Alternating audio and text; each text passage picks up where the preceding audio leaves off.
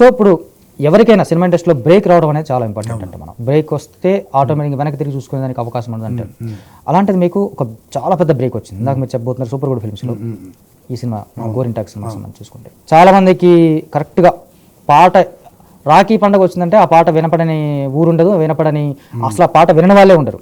అలాంటి ఒక గొప్ప పాట రాసిన మనిషి ఈయన. ఆ పాట మీ అందరికి ఇప్పటికే తెలిసి ఉంటుంది, అన్నా చెల్లెలి అనుబంధం జన్మజన్మల సంబంధం అనేటువంటి పాట. ఆ పాట రాసింది అభినయ శ్రీనివాస్ అన్న. కాకపోతే పాటకి ఎంత గొప్ప గుర్తింపు వచ్చిందో అంత గొప్ప గుర్తింపు అనగా రాకపోవడం అనేది కొంత ఇబ్బందికరమైన అంశం. దానికి కారణాలు ఏవైనా కానీ అలాంటి ఒక గొప్ప పాట ఎక్స్పీరియన్స్ ఎలా ఉంది మీకు?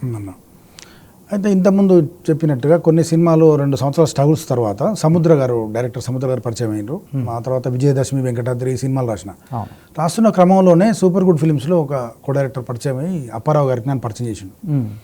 అప్పుడు సైమల్టేనియస్గా 2 సినిమాలు అవుతున్నాయి. నవవసంతం, తరుంది, గోరింటాకు. ఓకే. రెండింటికి ఎస్ఏ రాజ్కుమార్ మ్యూజిక్. ఓకే. 2 సినిమాల్లో మంచి అద్భుతమైన పాటలు. ఇందులో అన్నా చెల్లెల అనుబంధం, ఇందులోనేమో చూసా అని ఒక అద్భుతమైన పాట. ఆ 2 పాటల కారణం సూపర్ గుడ్ ఫిల్మ్స్. వాళ్ళకు మనకు ఎలాంటి సంబంధం లేదు, మన ప్రాంతం కాదు, అయినా సరే ఇతడు రాయగలడు అని చెప్పి నిండు మనసుతోటి వాళ్ళు ఆశీర్వదించి ఆ అప్పారావు సార్ కానీ, ఆర్బి చౌదరి సార్ కానీ వాళ్ళందరూ ఇచ్చారు. విఆర్ ప్రతాప్ గారు డైరెక్టర్ గారు చనిపోయారు. వారు నువ్వు వస్తావని డైరెక్టర్. నిజానికి ఒక ట్రాక్ లాగా ఏదన్నా ప్లాన్ చేశారు ఫస్ట్ ఈ అబ్బాయితో రాయిద్దామని. పాట వచ్చిన తర్వాత ఇదే బాగుంది అన్నారు. ఆ విధంగా అయిపోయింది. ఇది గోరింటాక్ సినిమా. మీకున్నారా సిస్టర్స్? ఉన్నారు, 2 చెల్లెలు ఉన్నారు. ఎమోషన్, మంచి కుటుంబం, మంచి అల్లుకున్న బంధుత్వాలు ఆటోమేటిక్గా సహజంగా వస్తాయి. అంటే మనకి కవిత్వమైన రచన భావస్ఫేరకం అంటాం కదా, అంతే అంతే. మనకు ఆ ఫీలింగ్ ఉన్నప్పుడు ఇంటర్నల్గా ఆటోమేటిక్గా గొప్ప సాహిత్యమే బయటకు వచ్చింది. అంతేనా? అంటే మనను అక్క చెల్లెలు ఏంటంటే నడిపిస్తుంది మనిషిని. మనం ఎంతవరకు ఉండాలి, ఏం చేయాలి, సంస్కారం ఇంట్లోనే స్టార్ట్ అవుతుంది. అక్కడి నుంచి స్టార్ట్ అయింది. మనం ఎవరిని గౌరవించాలి, ఎవరిని ప్రేమించాలి అనేది కూడా చెప్తుంది. కుటుంబమే చెప్తుంది ఫస్ట్. ఆ మూలాలకు పోతే తెలుస్తుంది అది.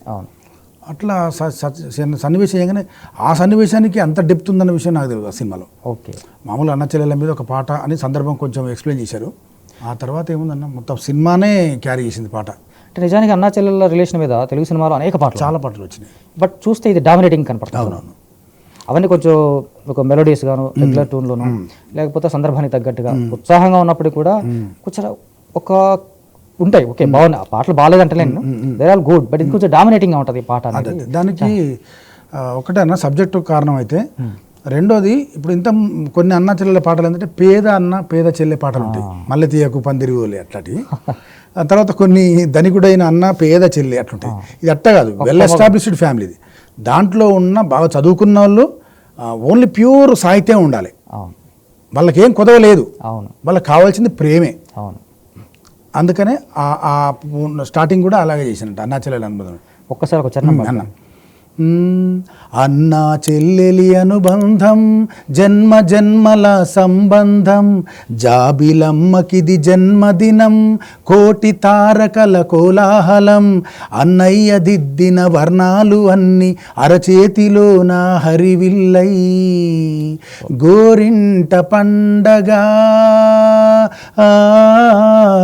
మా ఇంట పండగ, అన్నా చెల్లెలి అనుబంధం జన్మ జన్మల సంబంధం. సూపర్. అదే ఒక రకంగా ఈ పాట ఇంత డామినేటింగ్ సాంగ్ వచ్చిన తర్వాత నాకు తెలిసి మ్యాక్సిమం ఇండస్ట్రీ అంతా ఇటువైపు చూడాలి మన వైపు. అంటే మ్యూజిక్ డైరెక్టర్స్ కావచ్చు, ఇతను సిచ్యుయేషనల్ సాంగ్ అనుకోవచ్చు కదా, నీకు రిలేటివ్ సాంగ్స్ ఇంత గొప్పగా రాశాడు. సో ఎలాంటి పాట రాయగలడేమో అనే ఒక కైండ్ ఆఫ్ థాట్ వచ్చి ఉండాలి. మేబీ చూసిందేమో అంటే ఇట్లా. నేను దానికి ఒక కారణం కూడా చెప్తా. మంచి హిట్ కదా సినిమా కూడా. అవునవును. నాకు 2 జరుగుతున్నాయి అప్పుడు. ఒకవైపు సినిమా రంగంలో మంచి మంచి పాటలు అప్పుడప్పుడే అడుగులేస్తూ పోతున్నాం.